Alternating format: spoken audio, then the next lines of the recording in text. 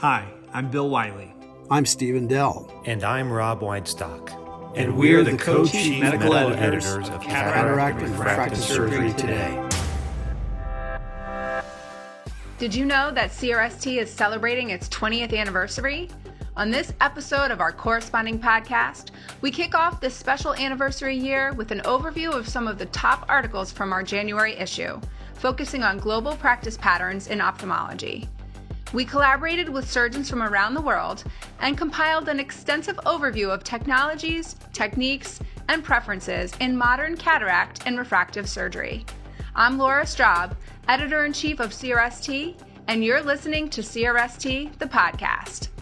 In the January issue, we pieced together contributions from nearly 50 surgeons worldwide to showcase surgeons' thoughts on IOLs, immediate sequential bilateral cataract surgery, essential and complementary technologies, preferred presbyopia correcting strategies, in-office cataract surgery, medical training, and COVID-19.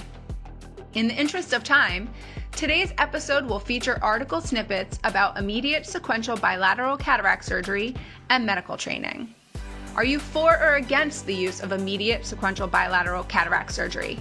Michael Patterson from Eye Centers of Tennessee sits on one side of the debate, and Christopher Liu from Sussex Eye Hospital in the United Kingdom on the other. Let's listen to their reasoning. First up, Dr. Patterson.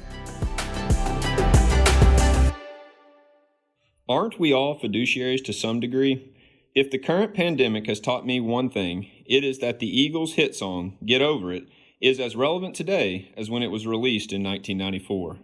By and large, doctors like to feel important, and for understandable reasons, but aren't the lives of their staff and patients even more important? As the father of 3, soon to be 4, I feel a desire to do better for others than for myself. This is my main reason for not regularly offering immediate sequential bilateral cataract surgery. Perhaps the most undervalued factor in a medical practice's success is a competent and driven staff. I co-own a practice with more than 140 employees across 8 locations. During the current pandemic, my fiduciary responsibility to my staff is greater than ever. When the COVID-19 pandemic started, I watched practices around mine crumble as they laid off employees and did everything they could to protect and serve the owners of those companies. We refused to buckle and have made it our priority to continue supporting and providing for our staff and 13 doctors. In the United States, immediate sequential bilateral cataract surgery involves a financial hit to the practice so that the surgery on the first and second eyes may be performed on the same day. That alone raises an eyebrow. The investments in technology to become a premium practice, in staffing, and in supplies for the second eye remain the same with immediate sequential bilateral cataract surgery as with routine next day simultaneous bilateral cataract surgery. Surely no one is performing a cataract procedure on a second eye with the same surgical equipment as was used on the first. When occasionally it is necessary for one of my patients to undergo cataract surgery on both eyes on the same day, that patient is taken out of the operating room between surgeries and the entire room is changed over before surgery on the second eye is performed. No shortcuts are taken. The costs incurred are therefore the same as with next day bilateral cataract surgery, and the practice receives 50% of the revenue. A practice's staff presumably depends on their paychecks, so they will appreciate if the owners take their fiduciary responsibility to the practice seriously. The staff would also probably like the profit margin to be as high as possible so that their jobs are secure at a time when job security is difficult to maintain. I am uncertain how anyone who wants to provide for their staff and their staff members' families can reasonably say that immediate sequential bilateral cataract surgery is in the best interest of their company. Without cash on hand to pay the staff, no cataract surgery will occur in the first place. The following is a true story. A patient I will call John in this article was referred to me for cataract surgery. He underwent successful cataract surgery on the first eye, and his uncorrected visual acuity was 20/20 at 1-week follow-up. By day 9, the uncorrected visual acuity was hand motions. The anterior chamber was full of cell, and the diagnosis was endophthalmitis. A retina specialist operated on the patient. After a 4-week recovery period, uncorrected visual acuity was 20/30. The retina doctor cleared the patient to undergo cataract surgery on his contralateral eye. Preoperatively, I explained the risk and benefits of the procedure to the patient. Although I typically prescribe no antibiotic drops pre or postoperatively, I instructed this patient to administer oral antibiotics preoperatively and topical antibiotics pre and postoperatively. Additionally, antibiotics were administered intraoperatively by intracameral injection. In colloquial English, I threw the kitchen sink at John. Uncorrected visual acuity was 20/20 at his 1-week follow-up. I patted myself on the back and told John that I thought we'd gotten lucky. On postoperative day 9, I received a note from a retina specialist informing me that one of my patients had developed endophthalmitis. It was John. He'd known the routine and had gone straight to the retina specialist without even calling me. I couldn't believe my eyes when I read that note. At first, I thought the note on John's first eye must have been sent to me again by mistake. On closer inspection, I realized the note was indeed about his second eye. Lightning had struck twice, so to speak. Occam's razor says that a person can have only one diagnosis, but Hickham's dictum says patients can have as many diseases as they damn well please. This case was enough for me. Had this bilateral complication occurred after immediate sequential bilateral cataract surgery, it would have debilitated the patient for at least a month. I can't imagine that a retina surgeon would perform bilateral vitrectomies for endophthalmitis. One of the eyes probably would have been neglected, or possibly worse. I understand the rationale that immediate sequential bilateral cataract surgery could be easier for patients because, for example, it requires less travel. But is immediate sequential bilateral cataract surgery truly better for our patients? It simply is not an option I prefer. Do I perform same-day bilateral cataract surgery occasionally? Sure. But for the benefit of my patients and staff, I will not be adopting immediate sequential bilateral cataract surgery into routine practice anytime soon. Now up, Dr. Lou. As the global pandemic continues, the apprehension some ophthalmologists feel about performing ISBCS is slowly dissipating. The main reason, of course, is that this approach reduces the number of visits, both pre- and post-operative, that are required of patients.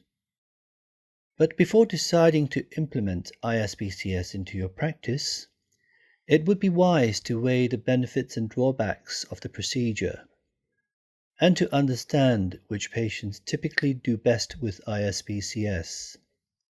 COVID-19 is causing untold human suffering and challenging current healthcare systems. It has forced practices to take a long look at their processes and procedures and in many ways change how patient care is administered.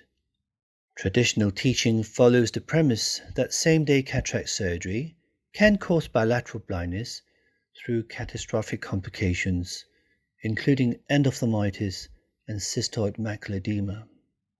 Updated guidance from the National Institute for Health and Care Excellence, however, recommends considering ISBCS for routine cases.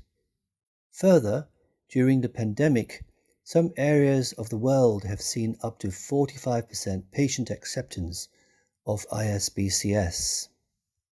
Under National Institute for Health and Care Excellence guidance, patients should be considered for ISBCS in the following situations: the presence of bilaterally visually significant cataracts, eyes at low risk of complications, patients with a low risk of complications, patients for whom the procedure is not expected to be prolonged, and those who need general anesthesia. ISBCS is not recommended for patients in a variety of situations. Those with lenticular abnormalities, including pseudoexfoliation, lens subluxation, phacodonesis, intraocular inflammation, or previous ocular trauma. Those at increased risk of glaucoma or retinal detachment, and those with eyes that are at risk of biometry error. Surgeons should only consider performing ISBCS if they have a foundational understanding of ISBCS. If there is strong cohesion between the surgeon and OR team, and if the hospital has a good track record with ISBCS. Surgeons who are new to performing ISBCS should use this approach only for routine, low-risk cases.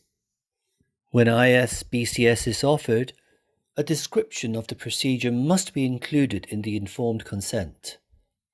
Patients must also understand that the decision to proceed with surgery on the second eye occurs only upon satisfactory completion of surgery in the first eye.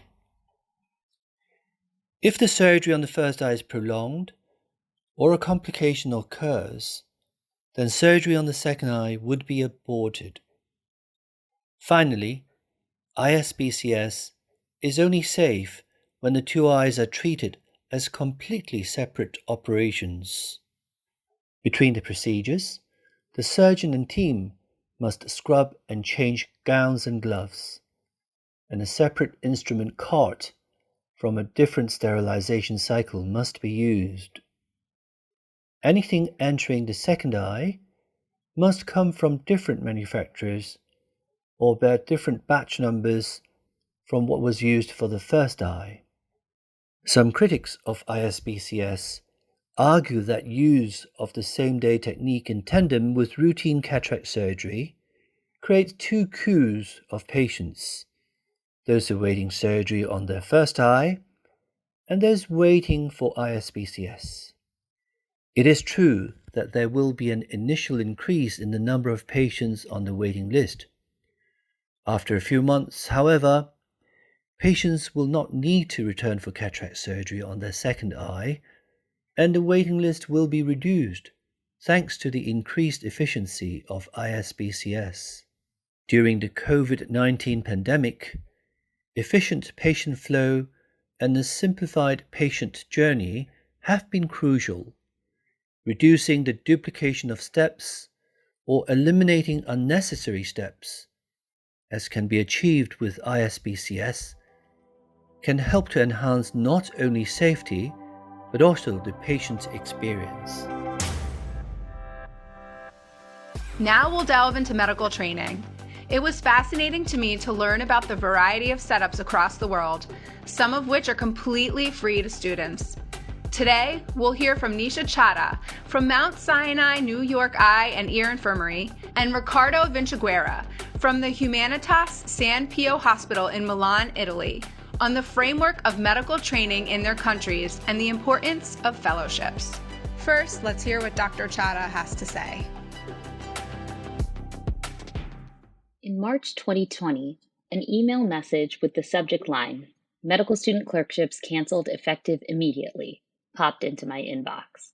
Elective surgery, including cataract surgery, was also canceled, and New York City, where I practice, was shut down as cases of COVID-19 surged. As an ophthalmologist and a medical educator, I was challenged not only with abruptly transitioning to virtual patient care, but also with adapting educational strategies to maintain a high-quality experience for trainees, particularly medical students hoping to match into ophthalmology. Although COVID-19 certainly affected medical education, my community of educators collaborated in real time to find rapid solutions. When the volume of COVID-19 cases began surging in the United States, medical student clerkships and visiting rotations were canceled, jeopardizing the timeline of graduation for fourth-year medical students and their residency planning. At the residency and fellowship levels, the cancellation of elective surgery significantly reduced surgical volume and paused job searches. Traditional networking opportunities, such as with visiting grand round speakers or during research presentations at conferences, were also put on hold. These are just a few examples of how COVID-19 negatively affected medical education. As the challenges snowballed, collaborative efforts to find solutions developed rapidly. Social media was a key means of collaboration. There are numerous examples of successful collaborative efforts, including the following. One group of recently matched students hosted a webinar to advise prospective applicants on navigating matching during the pandemic. Faculty, residents, and medical students began to connect and develop both formal and informal mentorship. Local program directors and medical student educators started meeting regularly over Zoom to discuss educational challenges. Interinstitutional didactic series were developed in many regions, and more wet labs were conducted with increased faculty mentorship to allow residents to develop their surgical skills while elective surgery was paused. And at my institution, our program director started a humanities series that allowed residents to reflect on their experiences working in the COVID-19 units. Medical educators across the country began developing and sharing virtual ophthalmology curricula, and many programs offered virtual ophthalmology electives as an alternative for students whose visiting electives were canceled. In time, the difficult decision was made to conduct residency interviews virtually. In response, many residency programs hosted virtual open houses to allow students to learn about the programs and to meet faculty and residents. The collaborations and innovations in medical education that continue to occur are heartening. Once the current public health crisis ends, I am confident that we will emerge stronger and that many of the educational practices we've cultivated will endure. Now, let's hear from Dr. Vinciguerra. Ophthalmology residency in Italy is not only medical but surgical as well. In some ways, this design provides those of us who completed residencies in Italy with an advantage over those who completed residencies in countries that do not include surgical rotations. The problem in Italy is that not every resident gets the same type of surgical experience, and that some do not get any surgical experience at all. It is highly dependent on the program and the faculty. After completing a 4-year ophthalmology residency in Italy, the next logical step, I believe, is fellowship. Fellowships are not mandatory, but to my mind, they should be, especially for individuals who want to specialize in areas like cornea, glaucoma, and vitreoretinal surgery. How else are you to truly prepare for all of the procedure required in anterior and posterior segment surgery? How else can you experience full-on what you are going to do for the rest of your life? In Italy and many other European countries, there are no real fellowship programs, so those who are interested in pursuing one, look abroad. One popular fellowship destination is in the United Kingdom. I completed 2 fellowships, one glaucoma and one cornea, in Liverpool. Both fellowships took place at referral centers, which provided me with the opportunity to perform complex surgeries. It also helped me to decide to pursue cornea surgery as a specialty. Another benefit to looking abroad for fellowship is that it exposes you to other cultures, other languages, other people, and other landscapes. It helps you to grow not only as a doctor, but also as a human, through the experiences you share with colleagues and other residents of the country in which you are living. In many cases, including mine, fellowships are found through referrals of word-of-mouth recommendations. Fellowships are not in mainstream practice in most of Europe, and many of those available are in large hospitals.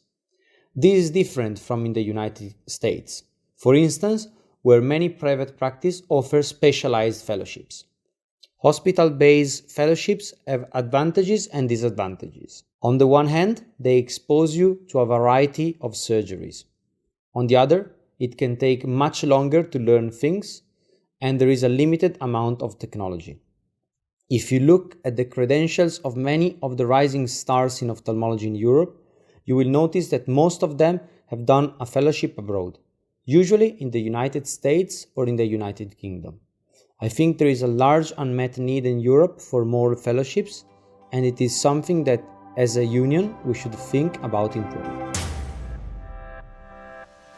I enjoyed working with so many new ophthalmologists from around the world to put the January issue together, and CRST is going to build on that momentum with our new Global Perspectives column, an initiative we're undertaking to help eye care professionals keep up to date and informed about ophthalmic practice patterns throughout the world.